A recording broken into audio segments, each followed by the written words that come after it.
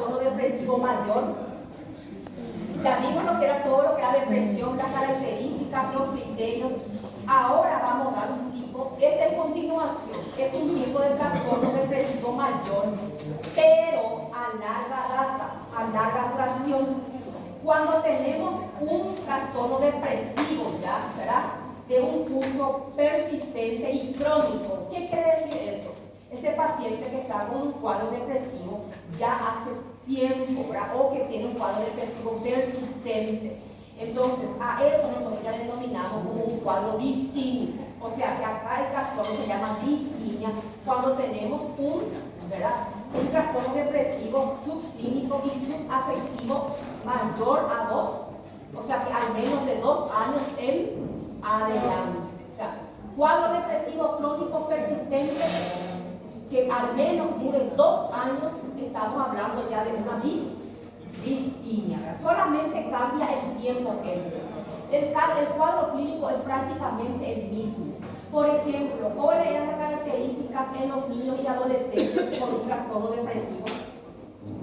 ¿Cómo era la característica en los niños y adolescentes? Niños, por ejemplo, irritabilidad, baja escolaridad. Adolescentes, prácticamente lo mismo, ¿verdad? Algunos le asociamos, ¿verdad?, abuso de sustancias, ¿verdad?, con promiscuidad también, eso es en adolescentes. Entonces, esos criterios que usamos en adultos, niños y adolescentes es el mismo cuando hablamos de distimia, solamente cambia el tiempo, ¿verdad? Y que los síntomas no son tan acentuados como el trastorno depresivo mayor. En el trastorno depresivo mayor los síntomas aparecen así de manera más brusca. Sin embargo, cuando hablamos ya de un trastorno distímico que ya cursa ya con un periodo crónico y persistente de depresión de al menos 2 años, los síntomas son más graduales, más persistentes y más subclínicos, ¿verdad? Entonces, los criterios son los mismos. Puede haber insomnio o hiperinsomnia, trastorno en la alimentación, puede haber también baja autoestima, todo esto. ¿Dónde cambia? Y tengan en cuenta, cuando hablamos de distimia en personas adultas, el tiempo es de al menos 2 años. En los niños y adolescentes yo puedo considerar 1 año. Es decir, ahí es un poquitito, esa es la única diferencia entre niños y adolescentes con la etapa adultez. En un niño y un adolescente que presenta síntomas persistentes, periodos afectivos, estado de ánimo deprimido, que va durando ya en un periodo ya de 1 año en adelante, yo ya puedo hablar de distimia.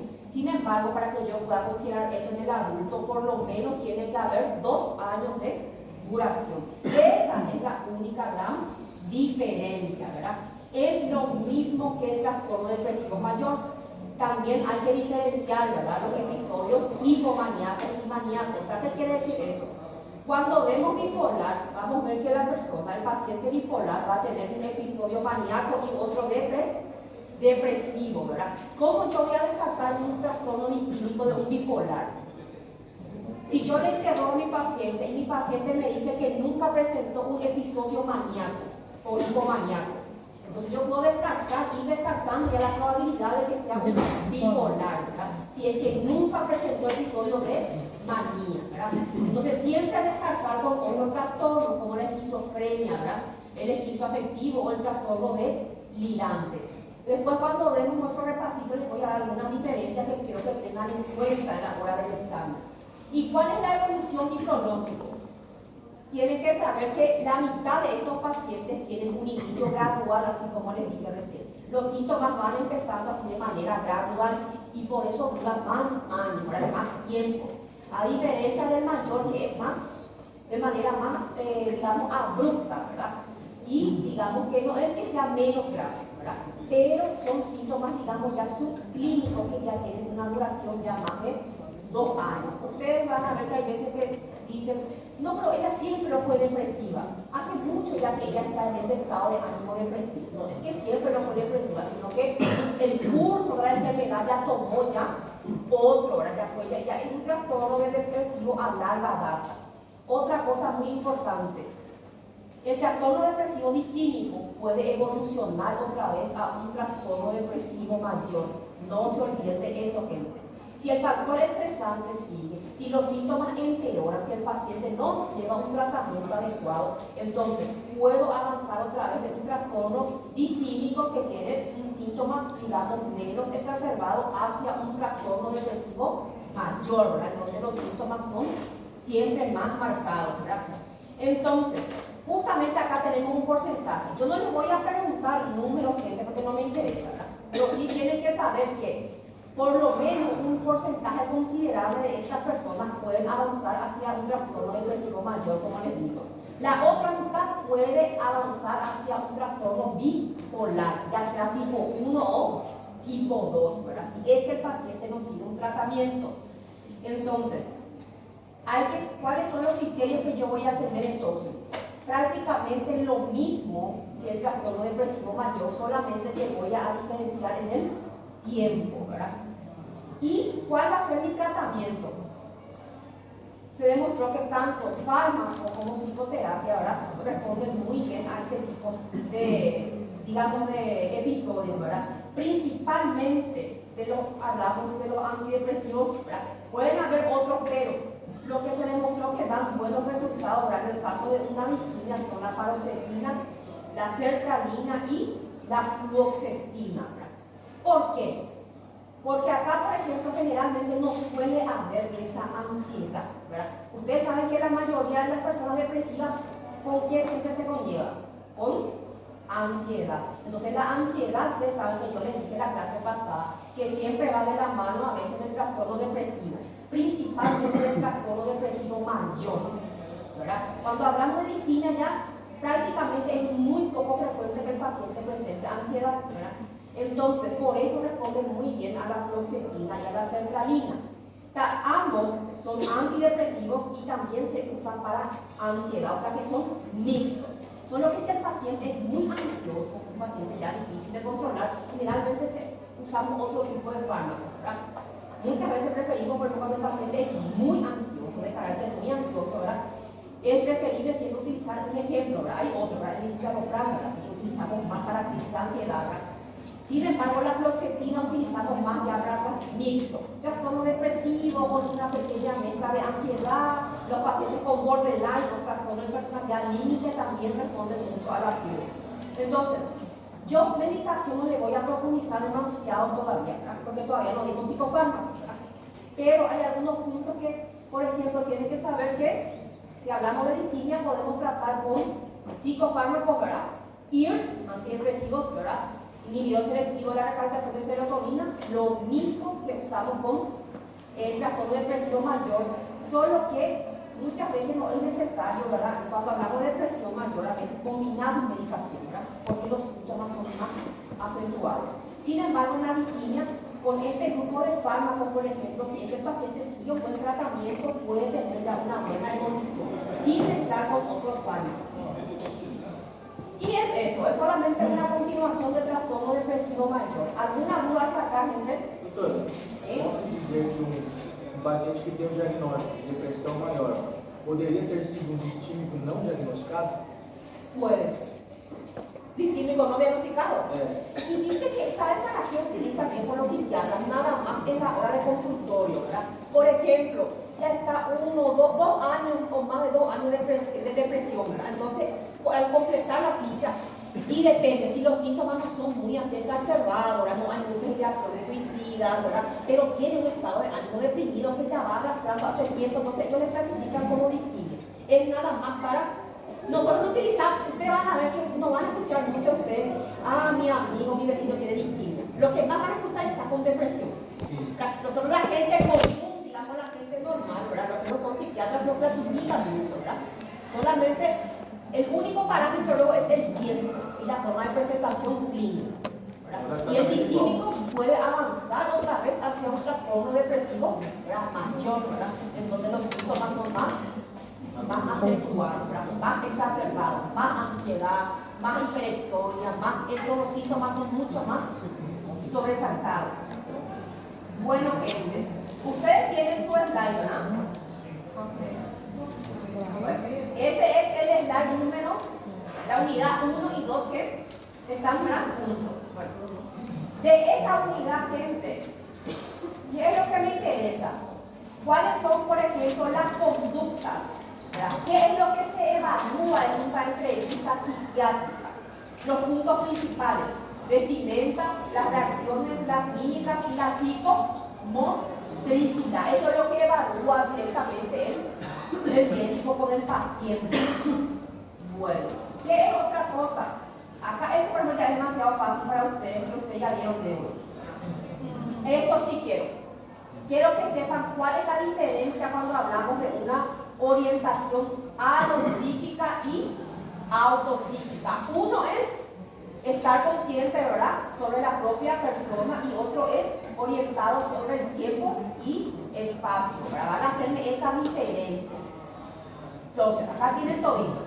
Aparte, esto sí o sí quiero que me sepan bien. ¿Cuál era la diferencia entre un tanto repetido entre una ilusión y una alucinación? ¿Cuál es real? ¿En cuál tenemos una distorsión de un objeto real y en cuál no hay un objeto real? Entonces, ¿cuál es patológico? Lo que diferencien bien esta parte entre ilusiones y alucinaciones. Después, gente, delirios. Les saqué un caso clínico de delirio y no pudieron resolver, la mayoría. Y yo les dije de acá, la misma tarea que yo les daba a ustedes. ¿Se recuerdan ustedes que les di un caso clínico que se quedaron a hacer solitos acá? Mientras yo tuve una pequeña reunión hace algunas semanas. Caso clínico que nunca me mostraron, por cierto, si es que resolvieron. ¿Se recuerdan de una de las preguntas que decía? Había 3 casos clínicos. Después había una preguntita que decía diferencia entre trastorno delirante y delirio. Diferenciar ustedes lo que era la diferencia entre trastorno delirante y delirio. Delírio é um episódio. A gente fez. Delírio é um episódio. ¿Delirio qué es? É um episódio de... Delirio, ahora les pregunto. Síndrome confusional agudo, ¿qué es? Convulsional. É o quê, doutora? Síndrome confusional agudo, ¿qué es? Eu não sei, não. Assim, nossa. Investigaron, ustedes saben, hicieron, ustedes saben. Delirio y síndrome confusional agudo, que es la misma cosa. Cuando hay alguna alteración orgánica y por ende el paciente puede manifestar alteraciones mentales. Por ejemplo, una infección urinaria con una leucocitosis con blancos de 13.000, 14.000 puede desencadenar alucinaciones en los pacientes. En el delirio principalmente se dan alucinaciones visuales. A diferencia que los esquizofrénicos, por ejemplo, tienen más alucinaciones auditivas.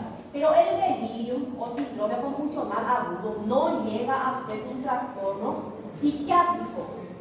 Eso es lo que yo quiero que ustedes diferencien. No agudo, doutora? Não chega a ser um síndrome agudo? Síndrome não é. confusional agudo o delírio, que es la misma. Ela falou que não é transtorno psiquiátrico. É a mesma coisa, tudo isso que a doutora falou, a mesma coisa que a senhora Y eso es lo que justamente estoy diciendo, que es la diferencia. Doutora, Não, mas a doutora perguntou para nós a diferença entre transtorno delirante e delírio, não é isso? Delirium. Delirium con M al final. Delirium, no es delirio. Trastorno delirante y delirium. Y delirium, o si es que es lo mismo si es que le toman el examen síndrome confusional agudo. Y van a ver muchas emergencias. Abuelitos, pacientes hipertensos, diabéticos, ¿verdad?, que están con algún tipo de infección o están haciendo un estado de cetoacidosis, que empiezan a delirar, a tener alucinaciones visuales, pero no tienen trastorno psiquiátrico. No es un paciente psiquiátrico si nunca antes presentó síntomas. Es una afectación orgánica y por ende hay, ¿verdad?, digamos, alteraciones mentales, pero eso es agudo. Resolver el cuadro clínico del paciente, se termina, no el paciente psiquiátrico. Entonces, eso es lo que ustedes tienen que diferenciar. ¿Cuánto es un trastorno delirante y cuánto es un síndrome confusional agudo? ¿Entendieron más o menos la diferencia? Una persona que tiene fiebre muy alta, a consecuencia de una infección, puede tener delirio o síndrome confusional agudo. Delirium o síndrome confusional agudo. O delírio é uma confusão mental que acontece por causa dos problemas clínicos. Problemas problemas clínicos. Geralmente temporário, caracterizado por desorientação, dificuldade de concentração e alteração dos níveis de consciência. Espectacular. Transtornos delirantes são transtornos psiquiátricos crônicos, onde a pessoa mantém crenças falsas e fixas que não são compartilhadas com a realidade e com a cultura que vive. Espectacular. Si vos entendés bien tu mundo, es solamente hacer el trabajo, ustedes tienen que razonar. Si ustedes entienden eso, van a poder resolver cualquier caso clínico. Espectacular, está totalmente tu definición. Ah, então no questionário, então eu entendi tudo errado, então. Acho que mais gente deve ter entendido errado também. ¿Entendieron todo errado? Não, é porque no dia a gente ficou em dúvida para responder, porque estava assim, ó, era para diferenciar transtorno delirante de delírio, mas é delirium. Delirium. Então, por isso, porque eu respondo, olha só, o transtorno delirante, o paciente apresenta delírios não extravagantes, eventos que ocorrem na vida real. Aí eu falei, tá tudo errado isso, porque aí no delírio Quiero que ustedes apresenta hicieron como todo. crenças. Eu não sei. Quiero que ustedes resolvieron todo. Eso les pasa porque no me mostraron el É trabajo. porque a gente não teve oportunidade. Eso les pasa. É porque tá pronto. Foi o dia da reunião, doutora, que estava tendo reunião dos professores. Lembra que a gente ficou na sala sozinho fazendo? Lembro. Foi porque- esse dia. Sí, y ustedes no me mostraron. Não mesmo.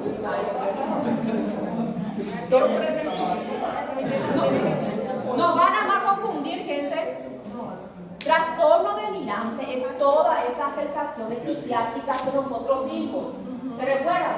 Delirio de tipo celotípico, erotomaníaco, persecutorio. Y el síndrome confusional agudo o delirio es una afectación que se da a consecuencias o causas clínicas u orgánicas. Infecciones agudas, fiebres, algo que desencadene, ¿verdad?, una alteración en el cuerpo que va a generar que el paciente tenga esa pequeña alteración mental, pero es agudo y temporal. Vos le das antibiótico, vos le resolvés su infección urinaria al paciente o lo que sea, el paciente vuelve a su estado normal. Digo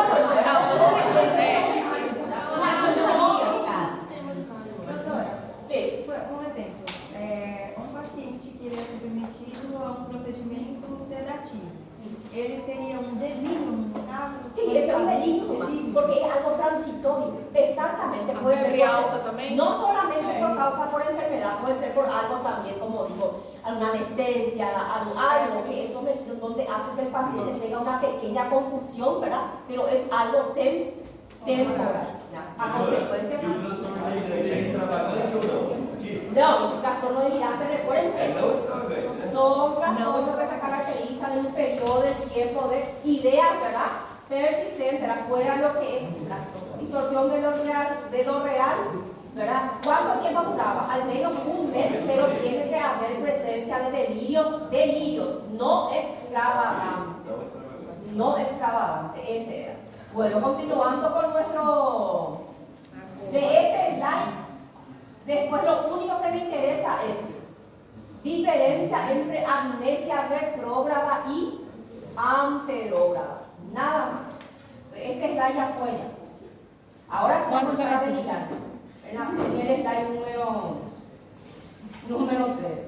Y gente, es algo tan común y tan sencillo cuando ustedes hagan su plantado, su internado, siempre van a llegar con ustedes pacientes con síndrome confusional. Y siempre son los abuelitos. Bueno, el slide la unidad número 3. Esse 3 ou foram os dois? Sí, señorita. Donde está esquizofrenia y el resto. ¿Está bien? De esquizofrenia, ¿qué es lo que van a saber? La prevalencia, ¿verdad? Bueno, la prevalencia, acá, porcentaje, yo no les voy a preguntar. Ustedes no son matemáticos, ¿verdad? Yo siempre voy a matemáticas, ¿verdad? Entonces, ¿cuáles son los factores que van a hacer, ¿verdad?, que aumente, empeore el cuadro clínico de un esquizofrénico, por ejemplo? Alcoholismo, tabaco, drogas, toda esa parte que dijimos, porcentajes no me interesa. Entonces, factores biológicos, pregunta de examen, sueñen, estudien bien, no haya la dopamina, la serotonina y GABA, recuérdense, donde tenemos un aumento de secreción de dopamina. ¿Qué es lo que hacía GABA? Era el neurotransmisor inhibitorio de nuestro sistema nervioso central, ¿verdad? El regulador de la serotonina. Estudien bien, gente, esta parte. Son estos tres nada más: dopamina, serotonina y GABA. Esta parte, no la parte. Ahora sí, sepan bien las fases, gente, los cuadros. ¿Qué era la fase prodrómica? La esquizofrenia no se consta de dos fases principales, que es la fase prodrómica y la fase activa. Prodrómica, ¿qué quería decir?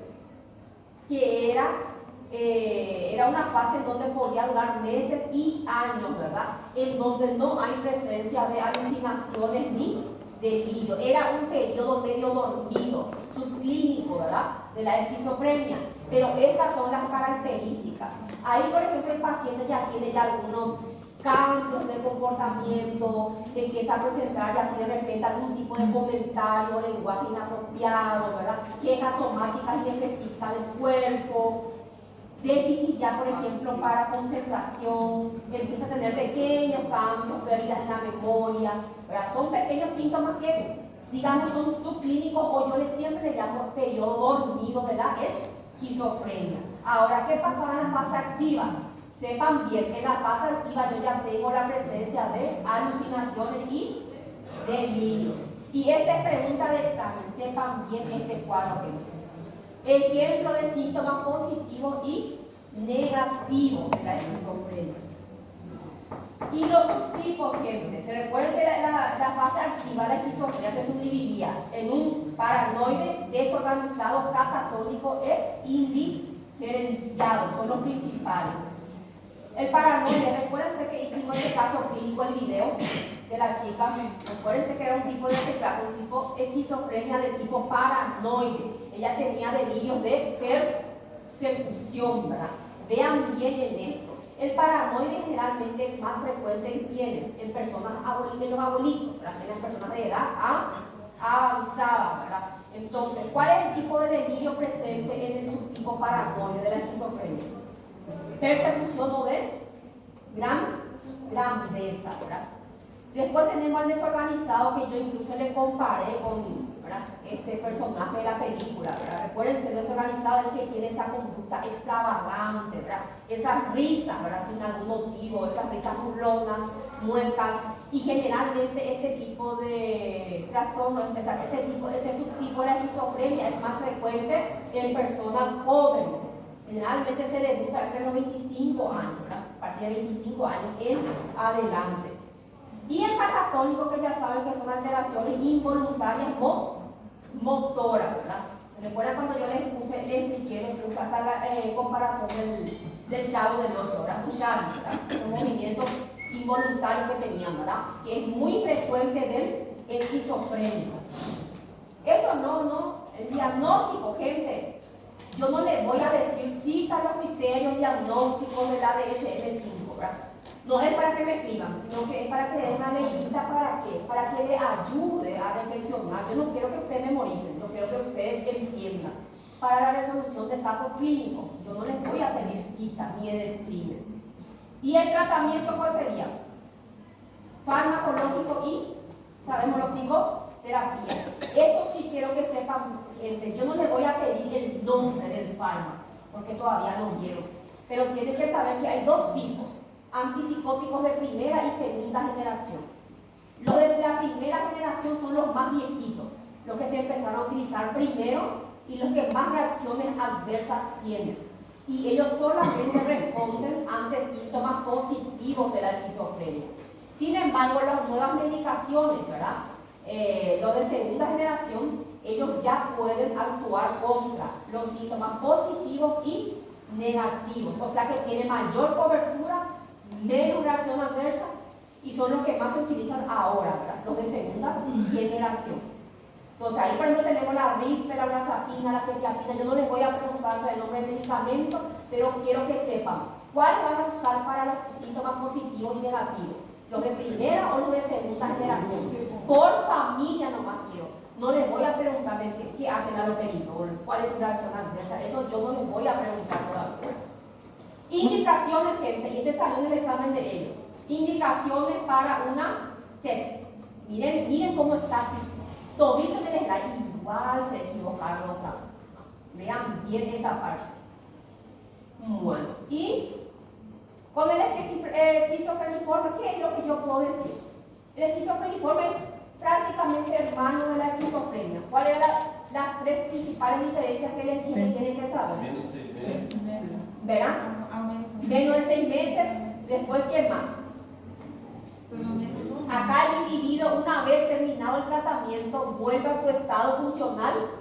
O sea que el individuo tiene una recuperación completa. Recuérdense que el esquizofrénico ya no vuelve a su estado funcional basal. Dos puntos importantes ya. ¿Cuál es la otra diferencia? Dijimos ya el tiempo. El esquizofrénico vuelve a recuperarse, ¿verdad? El paciente vuelve a su estado funcional basal. Y recuérdense que es un trastorno poco frecuente. Es mucho menos frecuente que la esquizofrenia. Ustedes casi no van a escuchar pacientes con esquizofreniforme, sino que la mayoría van a ver diagnosticados con esquizofrenia. El cuadro clínico es lo mismo. Entonces, acá sí, ahí vamos a empezar a hablar de lo que tanto a ustedes les mortifica, ¿verdad? Yo les saqué a ellos un caso clínico, ¿verdad? De una mujer que era, no me acuerdo, era un caso clínico sobre, bueno, en fin, de una persona que estaba obsesionada con su pareja, de que era extremadamente celoso, se inventaba cosas, creía ver incluso que la sábana en donde dormía con su pareja tenía manchas, ¿verdad? Manchas, ¿verdad? De otra persona, y contrató hasta un detective para seguir a su pareja, siendo que los familiares refieren de que el papá, el hombre que era muy celoso, estaba quedándose, ¿verdad? Se estaba volviendo loco y que es mentira, ¿verdad? Entonces, ¿a qué tipo de delirio pertenecía? Celotípico, ¿verdad? Y yo no puse celotípico. En vez de celotípico puse trastorno delirante crónico. Y eso les confunde. Recuérdense que no siempre yo les voy a colocar nombre y apellido. Igual, al fin y al cabo, esta es su clasificación. ¿A quién pertenece? ¿A qué grupo? Trastorno delirante. Es lo mismo. Yo lo único que no le puse fue el celotípico. Pero acá no estamos hablando de un esquizofrénico. No estamos hablando de un paciente esquizofreniforme. No es un psicótico agudo. Entonces, el cuadro es muy fácil. Paciente muy tusiumento que empieza a desvariar, ¿verdad? Es un trastorno delirante de tipo celotípico. Mas si você não acha una respuesta si ustedes no tienen trastorno delirante celotípico, pero tienen trastorno delirante crónico, entonces ¿cuál es la respuesta más correcta? Tienen que saber rendirse. Y eso no es lo que le parece difícil al alumno.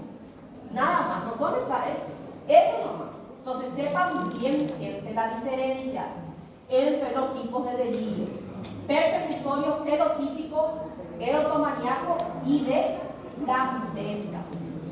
Sepan bien, ¿qué es lo que van a saber de esto?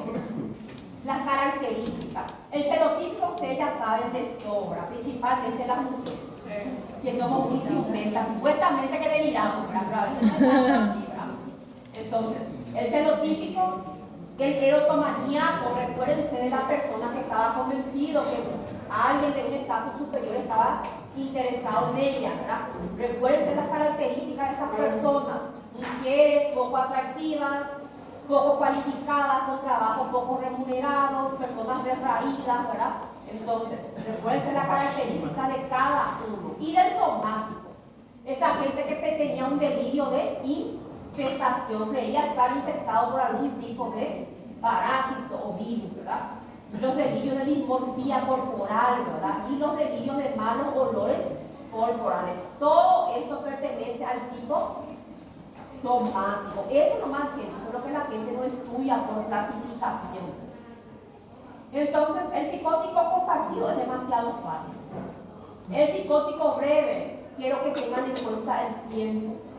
A partir de cuánto tiempo yo puedo considerar un paciente que con algún episodio psicótico breve, y cuáles son los factores que pueden desencadenar un trastorno psicótico breve.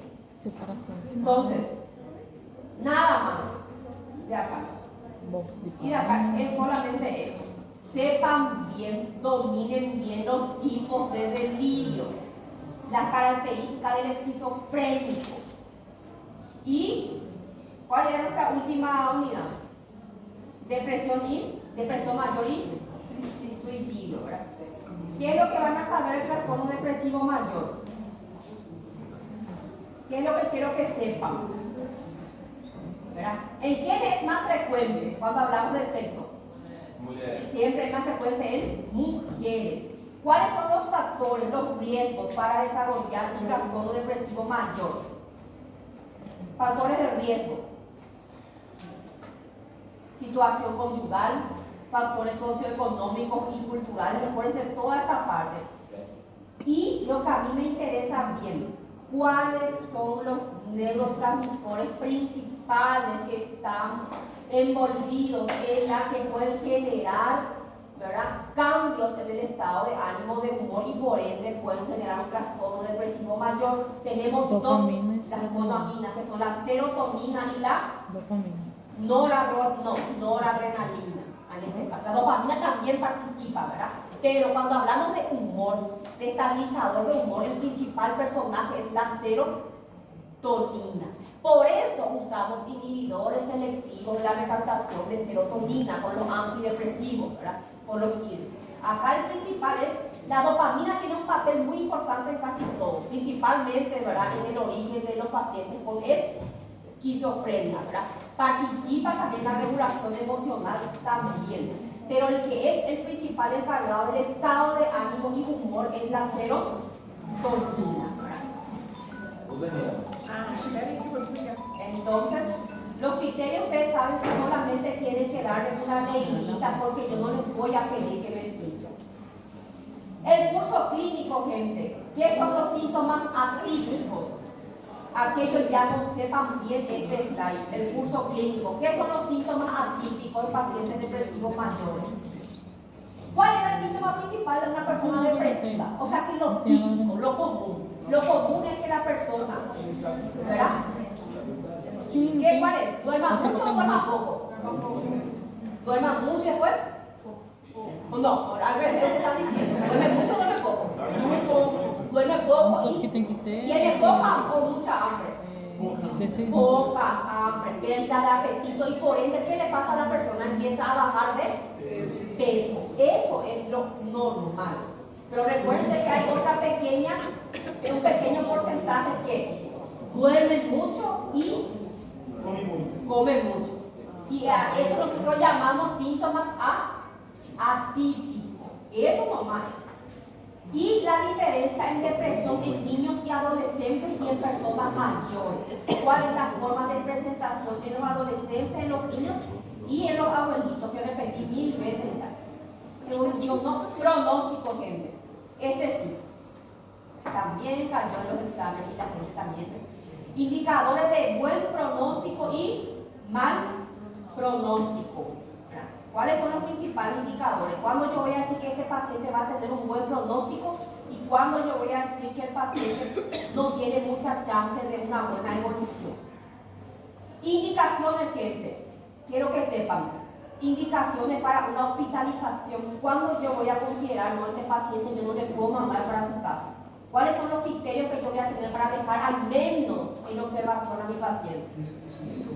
Riesgo de suicidio, disminución de la capacidad para obtener refugio, alimento. ¿Cuántas que puedes saber? ¿Abierta? Abierta yo no hago mucho. No me gusta porque no entiendo la letra de ustedes. Ni ustedes mismos. Eu só entendo a minha, não foi fácil, né? Bueno, ¿qué van a saber de suicidio? Se supone que suicidio ustedes dominan porque hasta me hicieron una charla. Quiero que sepan, gente, cuáles son los factores de riesgo en la conducta suicida, por ejemplo, y cuáles son los factores protectores. ¿Cuáles son los factores que les pueden proteger, verdad? Y evitar, por ejemplo, que el paciente pueda llegar a cometer o que tenga una ideación. Recuerden que hablando de esto, de los factores protectores y los factores de riesgo. Entonces, ¿cuáles eran las personas cuando hablamos de un estado, ¿verdad?, conyugal? ¿En quién eran más frecuentes?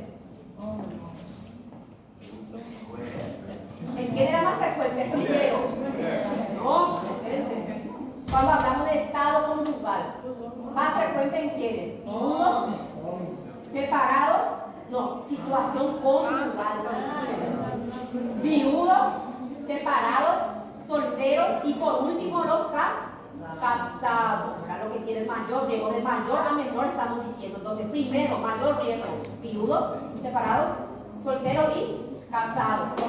Entonces, ¿quiénes son los que más hacen los que más tienen a un suicidio consumado? ¿El hombre o la mujer? Hombre. Hombre es, recuérdense, el que es más determinante. Y la mujer tiene más intentos o ideaciones suicidas. De esa parte ya nada más. Sepan bien los factores protectores y los factores de riesgo. Nada más porque ustedes ya me hicieron ya la exposición. Se supone que ya leyeron todo, ¿verdad? Ya están bien instruidos. Y es solamente que eso, gente. Cuestiones abiertas en sí, lo máximo que les puedo sacar es falso y verdadero. Pero para describir mucho, define, cita, al menos esta vez. ¿Está bien? No, que essa vez não. ¿No? Ah, botar lá no lugar que você. Ela falou que não vai falar dessa vez. São verdadeiros fatos. 20 perguntinhas, eu falei no ponto, não. Voy a pensar.